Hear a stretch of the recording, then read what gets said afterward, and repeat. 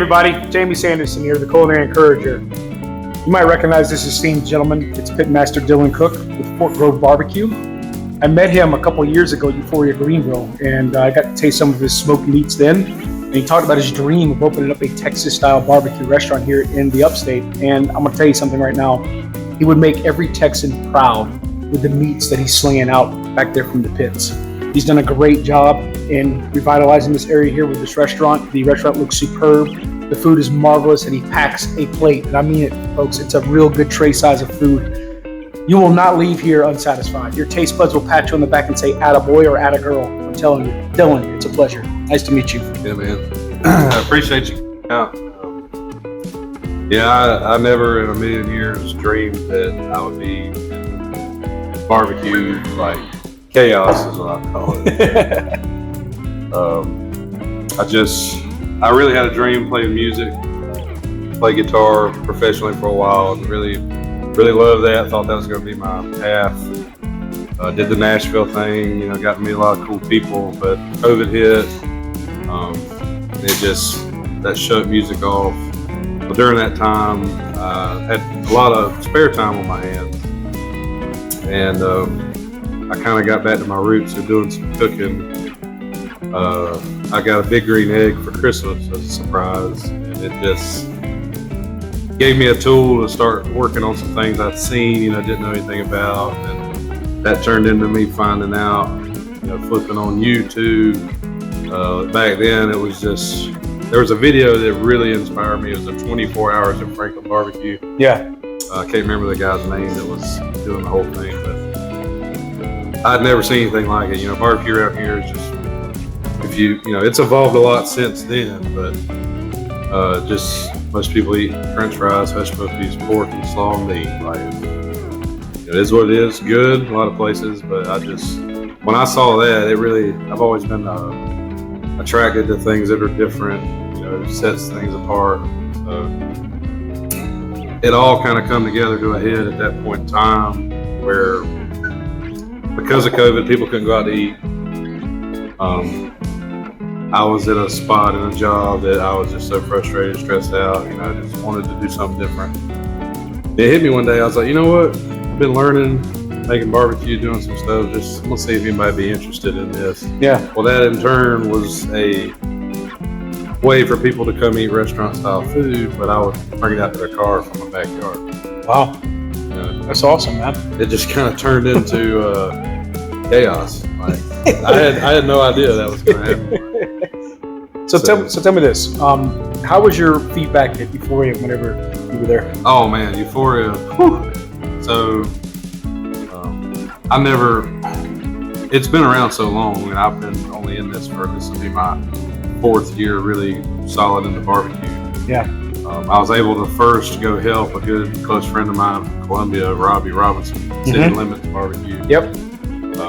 He invited me to come help, and I was like, man, this is cool. I think that's where I met you the first time, actually. Well, then that in turn got me kind of noticed there, and then I made some connections, and we got invited to Euphoria. So at that point in time, again, doing something different nobody around here does, we decided to do our pork belly brisket, which is pork belly that's seasoned and sliced up like brisket. Well, at the time, also, we were making a house-made Texas caviar, kind of like a salsa. It's acidic. It's not really tomato-y. It's got beans, fresh vegetables. Yeah, but it's got a good zing to it. Right. Yep. So you take that rich pork belly that we took, put it on top of that Texas caviar. It's going to cut it. Mm-hmm. Well, I had no idea. We had a line from the front of that table to getting in the place. People getting 6th and 7th portions, and it was just a huge ball of fun. You want to talk about how fast you ran out on that? I actually cooked way more than they told me to, just because I was scared to run out. Well, we actually hit it pretty close. But a lot of repeat eaters, right? I call them eater repeaters. For sure, yeah. So that turned into meeting a lot of people in the Greenville area. Some people that were just super encouraging. And it really, at that point, that September, that was a turning point for my mind. This is for real. I gotta do something.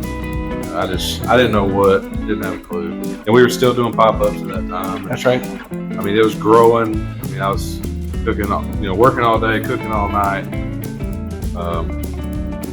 Fast forward to the end of that year, met a guy who was eating with me. He's like, "What are you doing working a plant job?" And I told him, it really boils down to it's not easy, not cheap to get in this business.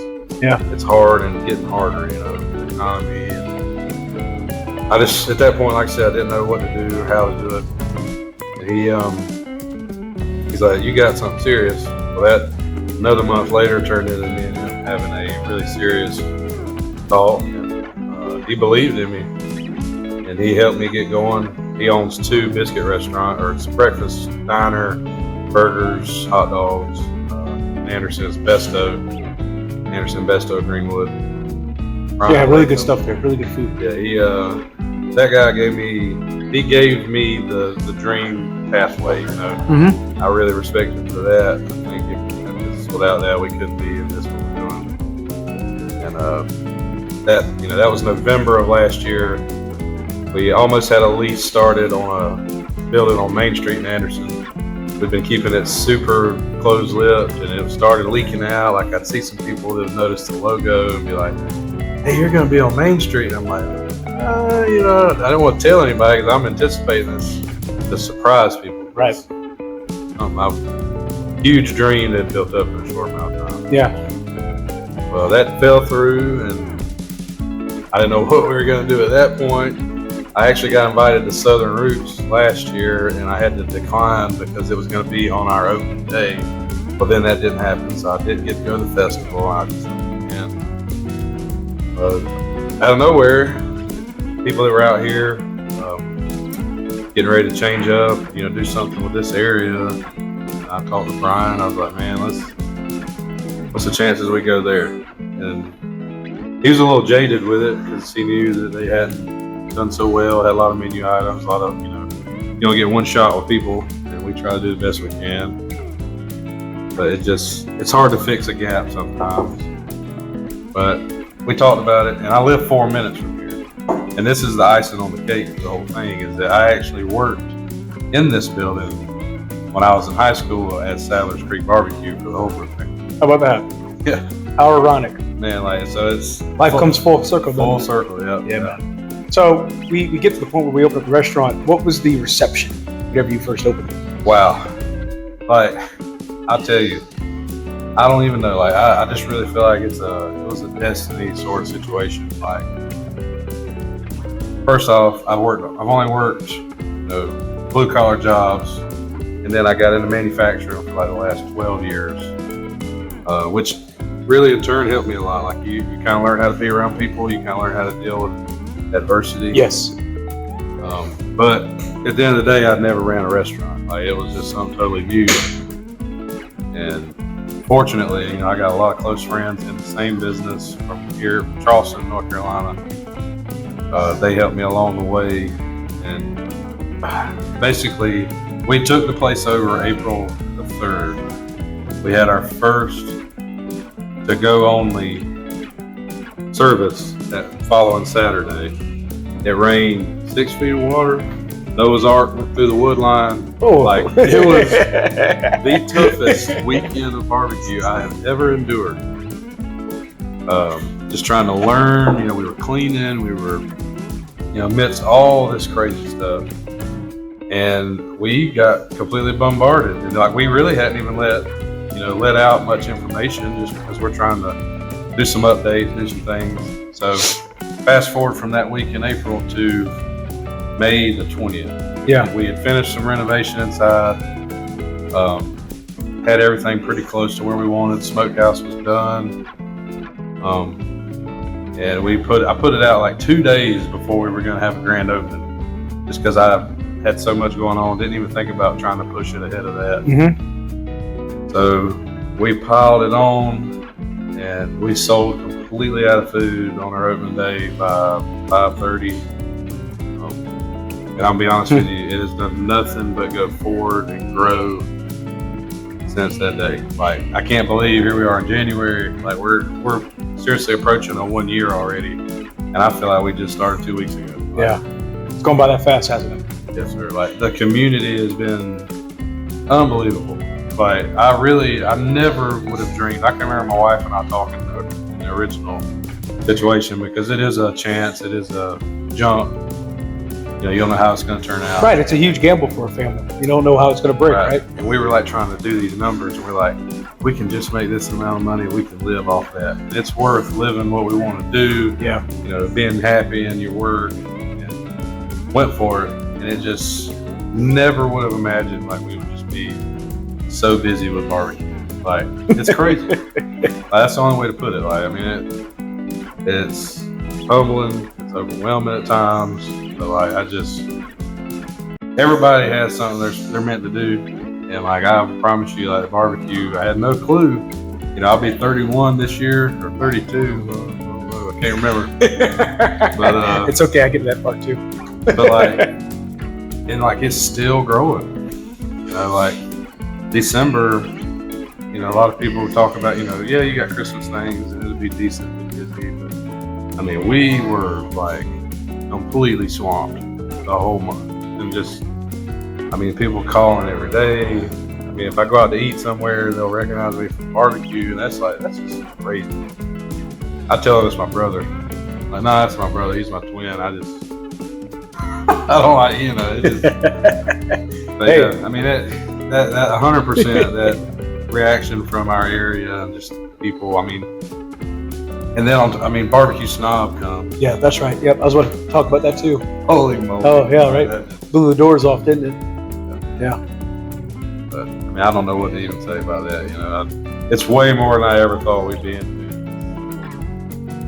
Hope it never gives up. Well, keep the wagon wheels greased, that's for sure. Well, and you know something, I'm proud of you, because I've been following you for a while, and I'm just ecstatic the fact that the community's embraced you, they encourage you, right? So, but the thing about it is though, is that the food that you put out, and we're gonna talk a little bit about it real quick, but the food that you put out on the plate today, the tray. I mean, seriously, I mean, if you really wanted to sit there and just indulge yourself into thinking, hey, you know what, I'm in Texas for a minute, you really could do that. I mean, the brisket was just, oh my God, the brisket was so good. The sausage is awesome. The pulled pork, the barbecue itself is good too. The sides, we're gonna talk about the sides. Sides are really good as well. But the stews in that chicken taco soup, what? Holy cow! All right, so talk about a little bit what some of the hot items are on the menu for you. Definitely, we're pretty known in our realm of barbecue. Like, yeah, we have a lot of Texas inspiration, but we do live in South Carolina. People love sauce; they like sweet. Yeah. You know, so we kind of try to merge a lot of things in that direction, but also stay, grounded where we originally wanted to be. Definitely, we do pork belly burn-ins, and man, like, which those are some of the succulent ones I've ever tasted in my life. Man, I mean, Jesus Christ. Seriously, you really got to put your mouth on those. All right, sorry to interrupt. Go ahead. It just turned into, we did that as a special while we were doing to-go only when we first opened, or first tried to get going. Well, it turned into like, we can't make enough of them. And I mean, that's definitely a very hot commodity. Next will definitely be brisket. We go through a ton of brisket a week. It's just, that's something that really kind of caught me when I started doing this style of barbecue. I wanted to have it perfect. I'd had several peoples that I thought, man, I ain't never in my life had a meat like this. Yeah. It's not easy, but that's what's challenging and what's interesting. You keep learning, you get better at it. You get people to tell you that's their favorite or best they ever had, and that's what it's all about. It blows my mind still. I'll be honest with you, our food, we try to like put soul 100% flavor, like nothing. We don't want anything to miss. Now, given I know you can't, satisfy everybody, and we aren't a vegan restaurant. So believe it or not, we've had people ask what vegan options we have, which is fine. I get it, but bread. It's just like. Little bit of bread? No? Okay. I had an experience at John G's Barbecue in Peachland, North Carolina. Okay. Tay Nelson, Bobby's Yeah. Barbecue and I took off one weekend to go up there. And I promise you, out of all barbecue in my life, I've never sat down and ate, a piece of every single thing on 2 platters. Every bite I took, I was like, wow. Sides, down to the cowboy candy, down to, just every single aspect of all that food literally left me like, I don't know what to do next. So that was a huge realization. Like, people, I don't even know how to say this. Like, yeah, you can do barbecue easy, and people will like it.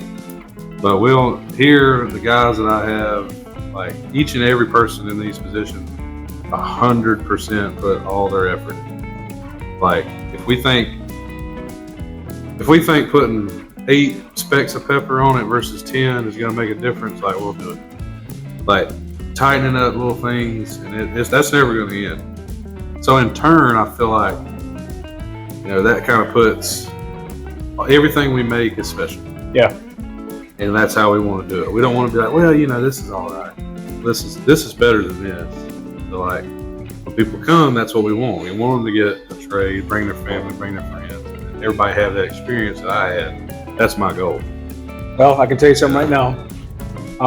Your goal was accomplished with me because I had that same thought and feeling whenever the trays hit the table on my side. So, same experience. You just mirrored it just like you described it. So, Dylan here at Fort Grove Barbecue here in Anderson, South Carolina. You want to shoot out the address? Yeah, we're located at 1721 South Carolina Highway 187 South. It's going towards Hartwell. A lot of people know it as the former Sadler's Creek location. We're open Thursday, Friday, Saturday from 11 a.m. to 8 p.m. Call in, dine in, catering, anything we can do to get you fed and make you happy. So, and the most important thing is, if you notice his hat right there, swag, they have plenty of it. So, and when you're finished, rewarding your mouth and your stomach, walk out here with a shirt, a hat, sweatshirt or something and show your love for this restaurant on your travels around so that people go, hey, what's Fort Grove? And you can talk about it. You can say, hey, that's the biggest tray of barbecue I've ever had. And it's superb, it's delicious, it's luscious, it's succulent. Jamie Sanderson, the Culinary Encourager. We'll see you out there on the culinary adventure. Be good to people. Go to your nom nom place and be a culinary encourager. Leave negativity in the trash can. We'll see you later, folks. Take care.